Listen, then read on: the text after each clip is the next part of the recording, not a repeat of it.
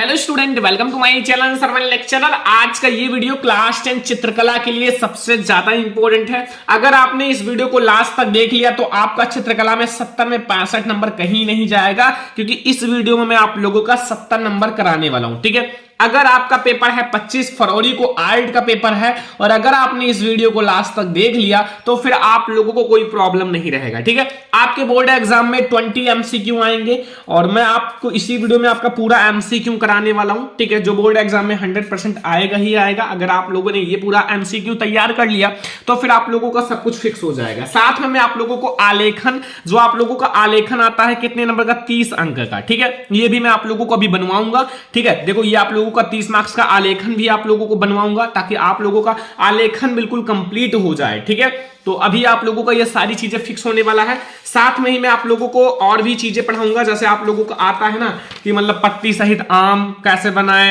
अनार कैसे बनाए, मूली कैसे बनाए, लौकी, सब कुछ अभी मैं आपको बताऊंगा। तो वीडियो को पहले लाइक कर दो, शेयर कर दो, चैनल पर नया तो सब्सक्राइब भी कर लेना। ठीक है, देखो सबसे पहले हम लोग देखेंगे ऑब्जेक्टिव क्वेश्चन। पहला ऑब्जेक्टिव क्वेश्चन देखो, लिखा हुआ है कि प्राकृतिक दृश्य चित्रण में मुख्य रूप से किसे शामिल नहीं किया जाता। मतलब आपको यह बताना है कि इसमें से मतलब जो आप लोगों का शामिल किया जाता है, किसे शामिल किया जाता है। ठीक है, शामिल किया जाता है मतलब यहां उपस्थित है, शामिल करना है। अगर आपको प्राकृतिक दृश्य का चित्रण बनाना है, एक प्राकृतिक दृश्य बनाना है, ठीक है, बोर्ड एग्जाम में आता है ना प्राकृतिक चित्रण में, तो फिर आपको बताना है कि किस चीज को शामिल किया जाता है, आकाश को या नदी व पहाड़ को, मैदान को, या ये सभी। तो अगर आप एक प्राकृतिक चीज बात करो तो प्राकृतिक में आकाश भी होता है, ठीक है, नदी व पहाड़ भी होते हैं, अपने अकॉर्डिंग सोचो तब आपको समझ में आएगा। मैदान भी प्राकृतिक में होते हैं। तो मतलब इन सारी चीजों को जब आप शामिल करोगे तो एक प्राकृतिक दृश्य बनेगा। ठीक है, तो फिर आप लोगों का ये सभी सही हो जाएगा। क्या हो जाएगा? ये सभी हमारा ऑप्शन नंबर घ जो है वो बिल्कुल सही है, और आई होप कि आपको बहुत अच्छे से समझ में भी आ गया होगा। अगला देखो, मैदान के रास्ते व फिर पगडंडियों को सामान्यतः किस रंग से दर्शाया जाता है। जो मैदान के ऐसा करके रास्ते होते हैं ना, मतलब मैदान के रास्ते, ठीक है, मैदान के रास्ते और जो पगडंडियां होती हैं उनको सामान्यतः किस रंग से दर्शाया जाता है? लाल रंग या पीली रंग या पीला रंग या फिर नारंगी रंग या बैगनी रंग। देखो लाल रंग की तो रास्ता होता नहीं, ठीक है, और पीला रंग भी नहीं होता, बैगनी रंग भी नहीं होता। जो नारंगी रंग होता है इस कलर का रास्ता होता है। किस कलर का? नारंगी रंग का रास्ता होता है। ठीक है, समझ में आ गया ना? क्वेश्चन नंबर सेकंड ऑब्जेक्टिव है, सारा कंप्लीट कर लेना। अभी और भी वीडियोज आपको ऑब्जेक्टिव को देखने को मिलेगा, ताकि आप लोग पूरा बोर्ड एग्जाम में करके आओ। तीसरा, प्राकृतिक दृश्य चित्रण में जल रंग प्रायः किस रूप में प्रयोग किए जाते हैं। जो प्राकृतिक दृश्य चित्रण होता है उसमें जो जल रंग का प्रयोग किया जाता है वो प्रायः किस रूप में किया जाता है? गहरे रंग के लिए, या काले रंग, या हल्के एवं पतले रंग, या फिर सफेद रंग। तो देखो जो प्राकृतिक दृश्य चित्रण होता है उसमें जो जल रंग का प्रयोग किया जाता है वो हल्के रंग के लिए किया जाता है, हल्के या पतले रंग के लिए। ठीक है, मतलब देखो उसमें क्या, जल रंग का मतलब होता है हल्का, जल का मतलब क्या होता है? हल्का। तो फिर जल रंग का प्रयोग हल्के और पतले रंग के लिए किया जाता है। जब जहां पतला रंग का उपयोग होता है वहां जल रंग या फिर हल्के एवं पतले रंग का प्रयोग किया जाता है। ठीक है, समझ में आया ना? क्वेश्चन नंबर थर्ड जो हमारा ऑब्जेक्टिव क्वेश्चन है। क्वेश्चन नंबर 4 समझो, बनावट के आधार पर आलेखन कला को कितने प्रकार में बांटा गया है। बनावट के आधार में जो आलेखन कला है उसको कितने वर्गों में बांटा गया है, कितने भाग में बांटा गया है, कितने प्रकार में? 2 या 3 या 4, इसको कर देना, 4 कर देना। ठीक है, समझ में आया? 4 कर देना, ध्यान रखना। एंड 5, तो बताओ बनावट के आधार में जो हमारा आलेखन कला है उसको कितने वर्गों में बांटा गया है? तो वो हमारा 4 वर्ग है। ठीक है, 4 भागों में, 4 प्रकारों में बांटा गया है। Question number 4। क्वेश्चन नंबर 5 अब आ जाओ बच्चों, सारा समझ के ही जाना क्योंकि ये सारे बहुत ज्यादा इंपॉर्टेंट है। क्वेश्चन नंबर 5 है कि उस कलात्मक शैली को क्या कहते हैं। जो कलात्मक शैली है उसे क्या कहते हैं? सारा इंपॉर्टेंट है, जो बहुत ज्यादा वही बता रहा हूं। जिसके द्वारा कोई सुंदर आकृति बनाई जाती है। ठीक है, जिसके द्वारा कोई सुंदर आकृति बनाई जाती है। आलेखन कला, प्राकृतिक आलेखन, स्मृति चित्रण या दृश्य चित्रण। देखो सुंदर आलेखन या सुंदर आकृति जो है वो किसमें बनाया जाता है? तो इसका हमारा राइट आंसर होगा आलेखन कला। ठीक है, आलेखन कला में जो होता है उसमें कलात्मक शैली, ठीक है, और सुंदर आकृति बनाई जाती है। ये हमारा हो गया क्वेश्चन नंबर 5। क्वेश्चन नंबर 6 देखो, आदर्श रंग चक्र के अंतर्गत गर्म रंग में शामिल होते हैं। आदर्श रंग चक्र के अंतर्गत बताना है, वैसा नहीं बताना है कि गर्म रंग कौन सा है, ठीक है, मॉडल पेपर में था, लेकिन यहां आपको आदर्श रंग चक्र के अंतर्गत बताना है कि गर्म रंग शामिल होते हैं। लाल में, पीली में, नारंगी में, या ये सभी। तो क्वेश्चन नंबर 6 का ऑप्शन नंबर हमारा कौन सा सही है? डी, यानी कि घा वाला, ए सभी सही है, ठीक है। तो आदर्श चक्र जो होता है, आदर्श रंग के चक्र के अंतर्गत जो गर्म रंग शामिल होते हैं वो ये सभी हैं, ठीक है। समझ में आ गया ना क्वेश्चन नंबर 6। क्वेश्चन नंबर 7 अब आप लोग समझ लो, लिखा हुआ है कि फूल, पत्तियों और कलियों के संयोजन से बने आलेखन को कहते हैं। फूल है, पत्ती है, देखो फूल है, पत्ती है, कली है, अब इसके संयोजन से बने आलेखन को क्या कहा जाता है? इस क्वेश्चन का आंसर सारे बच्चों को पता होगा, ठीक है। अगर नहीं पता है तो अभी आप लोगों को पता चल जाएगा, बहुत ज्यादा इंपॉर्टेंट क्वेश्चन है। प्राकृतिक आलेखन, अलंकृत आलेखन, ज्योमितीय आलेखन या सूक्ष्म आलेखन, क्वेश्चन नंबर 7। तो इसको हम लोग क्या कहते हैं बच्चों? प्राकृतिक आलेखन। क्या कहते हैं? प्राकृतिक आलेखन, ठीक है, जिसमें फूल, पत्ती, कली सब कुछ होती है, वही तो प्राकृतिक है। तो ये हमारा हो गया question number 7। Question number 8, Ostwald के अनुसार आदर्श रंगों की श्रेणी में कौन सी रंग शामिल है? देखो अभी तक आपने ये पढ़ा कि आदर्श रंग में कुल 8 रंग होते हैं, ठीक है, ये तो मैंने अभी कल ही पढ़ाया है। अब आपको ये बताना है कि इसमें कौन कौन से रंग शामिल हैं। ओस्टवाल्ड के अनुसार आदर्श रंग जो होते हैं उसमें श्रेणी में कौन कौन से रंग शामिल हैं? तो पीला व नारंगी है, ठीक है, लाल व बैगनी है, गहरा हरा, आसमानी नीला और धानी है, ये सभी। देखो 8 रंग होते हैं ओस्टवाल्ड के अनुसार। तो फर्स्ट एक रंग हो गया, सेकंड, थर्ड, 4, 5, 6, 7, 8, यानी कि हमारा ये सभी जो है ये ओस्टवाल्ड के अनुसार आदर्श रंग की श्रेणी में शामिल हैं, ठीक है। क्वेश्चन नंबर 8 आपको समझ में आ गया। क्वेश्चन नंबर 9 अब आप लोग देख लो बच्चों। क्वेश्चन नंबर 9 देखो, इसमें क्या पूछ रहा है कि पानी वाले क्षेत्र के दूर वाले भाग को दिखाने के लिए किसका प्रयोग किया जाता है, ठीक है। ये क्वेश्चन नंबर 9 है, ध्यान से समझना। लिखा हुआ जो पानी वाला क्षेत्र होता है, पानी वाला क्षेत्र के दूर भाग वाले भाग को, मतलब जो पानी वाला क्षेत्र है उसको दूर भाग, अगर मान लो दूर स्थित हो, को उसको दिखाने के लिए किसका प्रयोग किया जाता है, किस रंग का, ठीक है। वोलार्ड ब्लू का, या काले रंग का, या अल्ट्रामाराइन का, या फिर आपका सफेद का, ठीक है। ये सब नाम आपने नहीं सुना होगा। कोबाल्ट ब्लू कौन सा रंग है, अल्ट्रामाराइन कौन सा रंग है, ठीक है। लेकिन इसमें जो हम लोग प्रयोग करेंगे वो वाटर किस रंग का होता है? सफेद रंग का होता है। तो सफेद रंग का ही प्रयोग करा जाएगा, तभी वो एक पानी की तरह दिखेगा, ठीक है, वाटर की तरह दिखेगा। अगला देखो, संध्या काल में आकाश के रंग अधिक चटकीले होते हैं, जिसमें किस रंग का आभास होता है? जो संध्या काल होता है, संध्या काल में आकाश के रंग अधिक चटकीले होते हैं, जिसमें किस रंग का आभास होता है? पीली रंग, नारंगी रंग, लाल रंग, या ये सभी। क्वेश्चन नंबर आपको 10 का आंसर बताना है। तो वो पीला रंग का भी आभास होता है, देखे होंगे, लाल रंग का भी आभास होता है, नारंगी रंग का भी आभास होता है। तो ये सभी वाला ऑप्शन हमारा सही है कि ये सभी आभास होते हैं, ठीक है। Question number 10। क्वेश्चन नंबर 11 देखो, सफेद का विरोधी रंग कौन सा है? सफेद का विरोधी रंग कौन सा है? काला, नीला, हरा, भूरा। तो सफेद रंग का भैया विरोधी रंग होगा, इसका अपोजिट क्या होता है? काला, ठीक है। सफेद का काला ही विरोधी रंग होगा, सभी को पता है। तो ये हमारा क्वेश्चन नंबर 11। अब हम लोग देखेंगे क्वेश्चन नंबर 12। देखो क्वेश्चन नंबर 12 में पूछ रहा है कि दृश्य प्राकृतिक चित्रण में गहराई को दर्शाने के लिए सामान्यतः किस प्रकार के रंगों का प्रयोग करना आवश्यक है। मतलब जो हमारा प्राकृतिक जो दृश्य है या दृश्य प्राकृतिक चित्रण में गहराई, जो गहराई होता है, गहराई को दर्शाने के लिए सामान्यतः किस रंग के प्रयोग आवश्यक है? ऑप्शन नंबर का है पीले रंग, काले रंग, बैगनी रंग, या हरे व गहरे रंग। तो क्वेश्चन नंबर 12 जल्दी से बताओ। देखो अगर आप गहराई को दर्शाना है तो सामान्यतः किस रंग का, अगर आपको उसको और चटकीला अच्छे से दिखाना है तो काले रंग का ही प्रयोग करेंगे। तो काले रंग का हम लोग प्रयोग करेंगे, ठीक है। क्वेश्चन नंबर 12 तक समझ में आ गया, कोई भी दिक्कत नहीं होगा, बहुत ज्यादा इंपॉर्टेंट है। और अगर आप लोगों ने इन सबको समझ लिया तो फिर आपको कोई दिक्कत नहीं होगा बोर्ड एग्जाम में, ठीक है।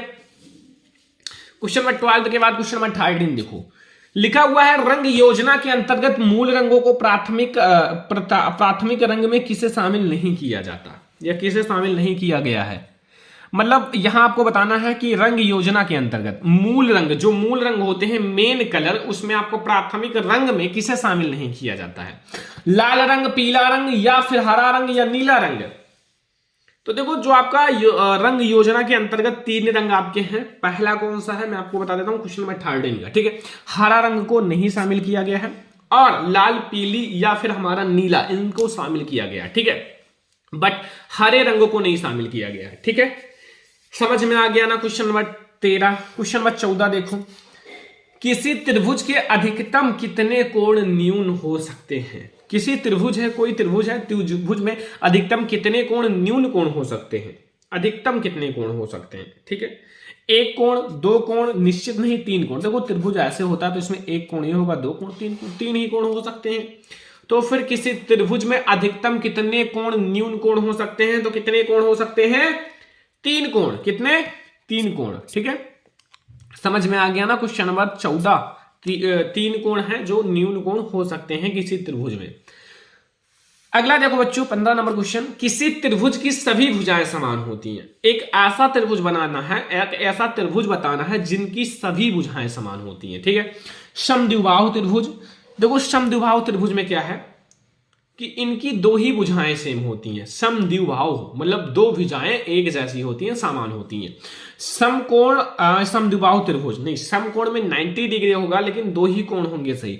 समबाहु त्रिभुज या विषमबाहु, विषमबाहु में एक भी कोण समान नहीं होगा।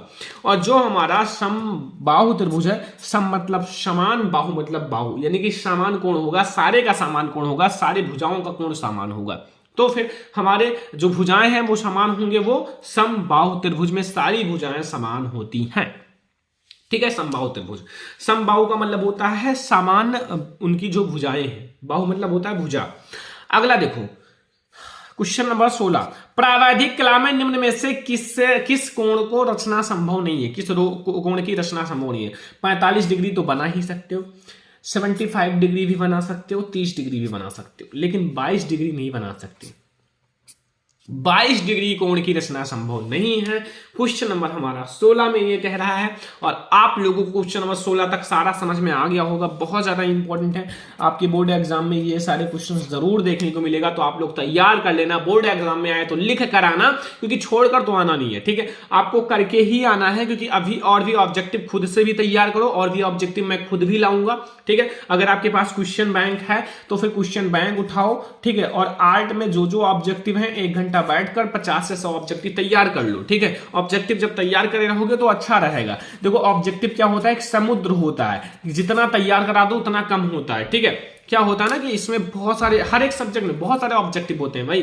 अगर एक चैप्टर में देखो तो 100 से 200 ऑब्जेक्टिव तैयार कर सकते हो एक ही चैप्टर में, और चैप्टर कितने हैं, 16 से 17 चैप्टर। तो खुद से भी तैयार करो ताकि आप बोर्ड एग्जाम में परफॉर्मेंस अच्छा कर लो, ठीक है। और जो जो बता रहा हूं वो तो बहुत ज्यादा इंपॉर्टेंट है, वो तो आ ही सकते हैं, वो तो आएंगे ही, लेकिन और भी तैयार करते रहो। मैं भी आप लोगों के लिए मैराथन वीडियो आर्ट का भी लाता रहूंगा ताकि आप लोगों का सारी चीजें कंप्लीट होता रहे, ठीक है।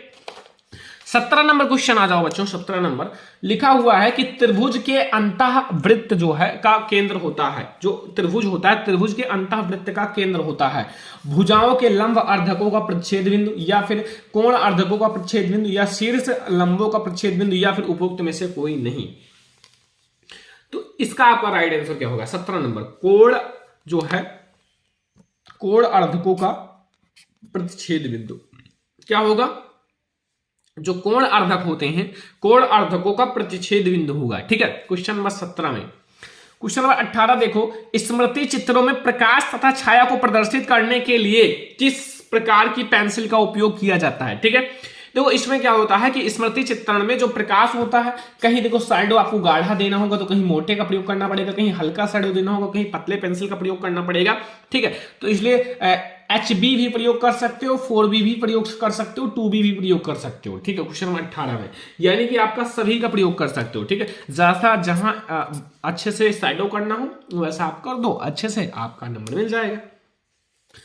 क्वेश्चन नंबर 19 अब आप लोग आ जाओ कि स्मृति चित्रण में रेखाओं को खींचने के संबंध में कौन सा कथन गलत है।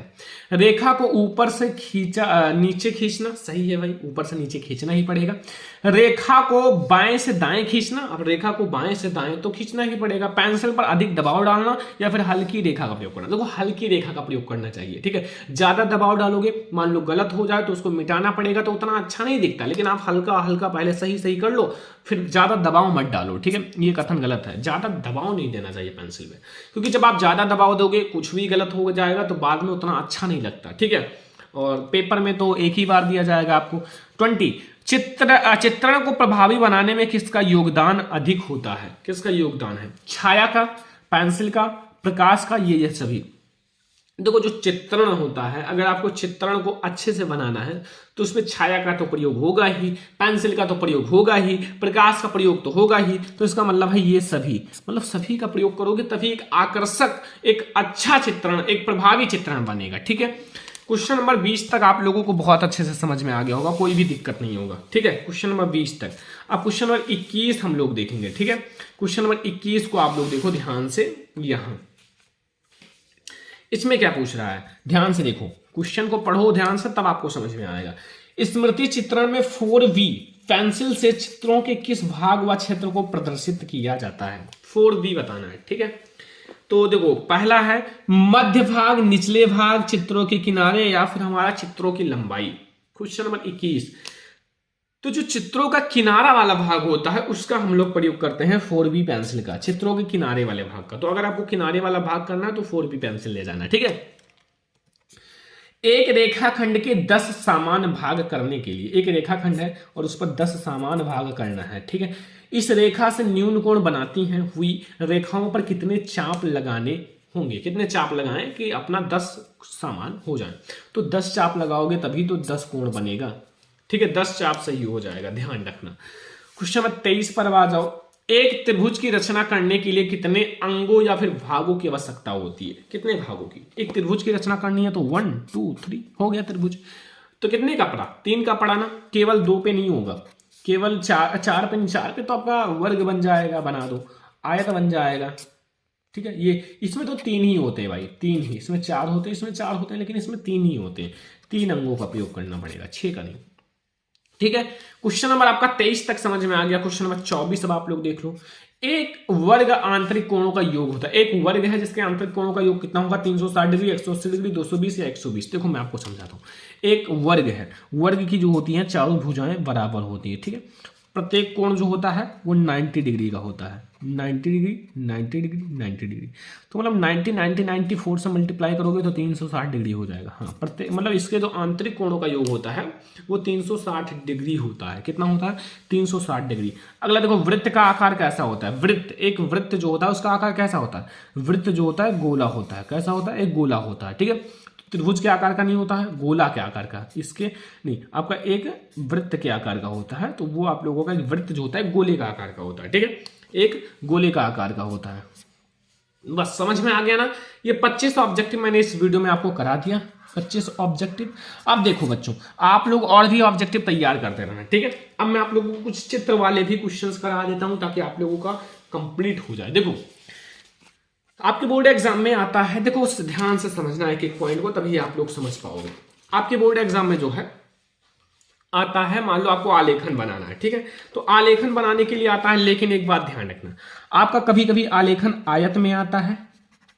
आयत का मतलब होता है दो दो भुजाएं बराबर हों, इस टाइप का, ठीक है। ये भुजा बराबर हो, ये भुजा, ये भुजा, ये भुजा, ये भुजा, ये आमने सामने की भुजा बराबर हो। तो इसमें देखो आप लोगों का आयत ही है, ठीक है। और सेकंड मैटर, ये तो फर्स्ट हो गया। सेकंड, कभी कभी आपका वर्ग में आता है। किस में आता है? वर्ग में। इसमें ये चारों भुजाएं बराबर होती हैं। अब भाई अगर वर्ग में आएगा तो वर्ग खींचना, ऐसा नहीं कि मैंने आयत बता दिया तो आयत ही ध्यान रखना, वर्ग में भी आता है। और कभी कभी तीसरा पॉइंट आता है जो गोला में आता है, वृत्त में। किस में आता है? वृत्त में। तो तीनों को ध्यान रखना। देखो कभी कभी वृत्त में आता है, देखो आपका वो दिया रहेगा ना कि 20 सेंटीमीटर वृत्त में बनाओ या 16 × 12 सेंटीमीटर के आयत में बनाओ, ठीक है। तो ये तीनों पॉइंट याद रखना, इसलिए मैं आपको तीनों चीजें समझाने वाला हूं। सबसे पहले आपके बोर्ड एग्जाम में ये देखो, ध्यान से देखना, ये हमारा है एक आलेखन, ठीक है, ठीक है। ये हमारा क्या है? एक आलेखन है। देखो ध्यान से समझना, ये क्या है? आलेखन है। अब इसमें आपको मिलेगा 30 मार्क्स। कितना मार्क्स? 30 मार्क्स। इसमें क्या क्या है? देखो जो आप लोगों का, ये हमारा एक वर्ग है, एक क्या है? गोला है, ठीक है। एक वृत्त है, सॉरी वर्ग नहीं है, वृत्त है, एक वृत्त है, ठीक है। तो 8 सेंटीमीटर का है ये एक वृत्त, एक वृत्त है, आकर्षक आलेखन पूर्ण रचना, भारतीय पुष्प हमारा इसमें कमल है। देख लो, ध्यान से देखना, ऐसे आप बनाने की प्रैक्टिस करना। अगर ये आप बनाकर आ गए ना, ये देखो ऐसे आप प्रैक्टिस कर लो, इससे सरल भी है, आप लोग बना सकते हो। ये हमारा एक वृत्त है, इसमें हमारा भारतीय पुष्प है, ठीक है। गुलाब बना सकते हो या फिर आप लोग कमल बना सकते हो, कुछ भी, ठीक है। बनाकर अच्छे से रंग भरो, ठीक है। इसको आप लोग बाद में अच्छे से इसको ऐसे से शैडो कर लेना, ठीक है। बस इसके आपके मिलेंगे 30 नंबर। अब ये आप प्रैक्टिस कर लो, घर पर बैठकर क्या कर रहे हो, 1 घंटा प्रैक्टिस कर लो, अच्छे से बना लो, ये आएगा 100%, मैं कह रहा हूं आएगा। 30 मार्क्स आपका फिक्स करा देगा। 30 मार्क्स फिक्स कराना आसान नहीं होता बच्चों, ठीक है। आप लोग अच्छे से, आपके पास पेज होगा, अच्छे से गोला बनाओ, ठीक है। प्रैक्टिस करो कमल बनाने का। तो जितना ज़्यादा आप प्रैक्टिस करोगे उतना अच्छा कर लोगे बोर्ड एग्जाम में, ठीक है। मैं तो भाई बहुत ज़्यादा अच्छा बनाता हूँ, लेकिन अब आप लोगों के लिए बनाऊंगा, ठीक है। वीडियो बहुत सारी आएगी, ठीक है। और आप लोगों के कमल बनाऊंगा, अच्छे से बताऊंगा, सब कुछ बताऊंगा। लेकिन अभी आप प्रैक्टिस कर लो। ये हमारा एक वर्ग में, सॉरी, आयत वृत्त में है। अब वृत्त में ऐसे आपको बनाना है, ध्यान से देख लो, ऐसे ही आप लोगों को बनाना है। अगर वृत्त में आए बोर्ड एग्जाम में तो ऐसे बनाकर आना, ठीक है। ये हमारा एक वृत्त है, इसमें भारतीय पुष्प है, कली है, मछली है, सब कुछ है, संयोजन किया गया है और किन्हीं 3 रंगों का प्रयोग भी किया गया, केवल 3 रंग का प्रयोग किया गया है, फर्स्ट, सेकंड, थर्ड, और भी आप कर सकते हो, कोई दिक्कत नहीं, ठीक है। और जो इकाइयों की मौलिकता है, लयमकता है और अच्छे रंग का प्रयोग किया गया है, प्रभाव भी है, सामान्य प्रभाव भी अच्छा लग रहा है, तो फिर ऐसे आप बना देना, ठीक है। ये है हमारा, अगर आपकी बोर्ड एग्जाम में आए वृत्त में बनाओ। अब मैं आपको दिखाता हूं वर्ग में कैसे बनाना है, ठीक है। अब देखो, अगर आपके बोर्ड एग्जाम में आए, मान लो 18 सेंटीमीटर का ये हमारा एक वर्ग है, ठीक है। वर्ग में क्या है, ये भुजा बराबर है, मतलब सारी भुजाएं, चारों भुजाएं बराबर हैं। 18 सेंटीमीटर, ये भी 18 सेंटीमीटर, ये 18 सेंटीमीटर, ये भी 18 सेंटीमीटर, ठीक है। वर्ग की एक आकर्षक आलेखन हेतु पूर्ण मौलिक रचना कीजिए। इसमें सूरजमुखी बनाया गया, अगर भारतीय पुष्प बोले तो सूरजमुखी भी बना सकते हो, कमल भी बना सकते हो, एंड आप ना गुलाब भी बना सकते हो, कुछ भी बना सकते हो, ठीक है। तो फिर आपको फुल मार्क्स मिल जाएगा, कोई दिक्कत नहीं। ये हमारा क्या है, एक वर्ग में बनाया गया, ठीक है। वर्ग में अगर बनाना हो तो ऐसे बनाकर आना, कोई दिक्कत नहीं, आपको फुल मार्क्स मिलेगा। अब देखो, वर्ग और वर्ग में कहेगा तो ऐसे बना देना, कोई दिक्कत नहीं, आपको फुल मार्क्स मिलेगा। ये वर्ग है, इसमें चारों भुजाएं बराबर हैं। आयत में कहे तो कैसे बनाओगे, आयत में अगर आपके बोर्ड एग्जाम में कहे तो कोई दिक्कत नहीं, आप लोग आयत बना लेना। आयत में कैसे बनाओगे, आपका 2 भुजाएं बराबर ही होती हैं, ऐसे ये भुजा, ये भुजा, ये भुजा, ये भुजा, ये भुजा, ये भुजा बराबर होंगी, सामने की भुजाएं, और ये हमारा आयत होगा। इसमें अंदर आप लोग बढ़िया सा पुष्प वगैरह लिख देना, अच्छे से बना देना, बस आपका ये भी। तो ऐसे आप बोर्ड एग्जाम में बना कर आना, सीख लो, पहले प्रैक्टिस कर लो, ताकि बोर्ड एग्जाम में अच्छा से अच्छा परफॉर्मेंस कर जाओ, ठीक है। तो अब हम लोग देखते हैं आगे। देखो बच्चों, अब आप लोग आम पत्तियों सहित, आपके बोर्ड एग्जाम में आता है, क्या आता है, आम पत्तियों सहित। तो देख लो, ऐसे ही आप आम बना कर आना बोर्ड एग्जाम में, ठीक है। आम तो बना ही लोगे, ठीक है। देखो, आम आप लोग बना लोगे, कोई दिक्कत नहीं है, अच्छे से बनाना, जैसा इसमें बना हुआ है ना, ऐसे ही बनाने की प्रैक्टिस करना। वैसे मैं आप लोगों को बनवाऊंगा अभी, आप लोगों को आम ऐसा से पहले डॉट लाइन से मिलाना, ठीक है।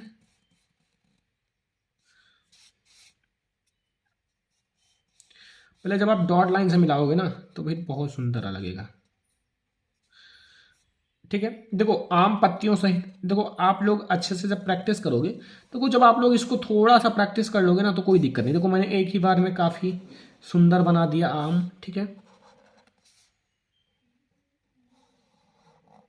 और आपके पास तो इरेजर रहेगा, अच्छे से मिटा भी सकते हो, कोई दिक्कत नहीं है, ठीक है।